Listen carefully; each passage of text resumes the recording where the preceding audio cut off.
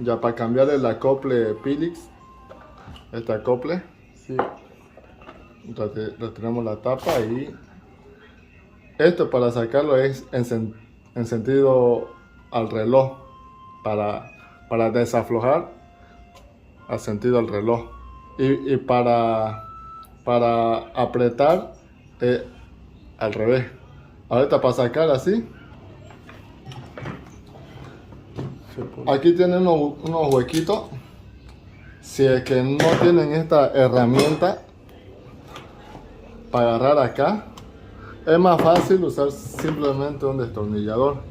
Ahí se ven, ¿no? Sí. Y insertarle en uno de estos huequitos y encajarle ahí, aquí. Con eso ya no mueve ya y está duro. Con eso no mueve ya. Con eso no mueve esto. Y se destornilla en sentido, como dije, al reloj. Sí, reloj.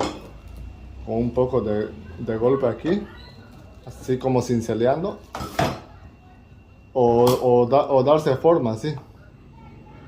Pero sacar así. Mejor allá lo Y tomás sale ahí. contigo.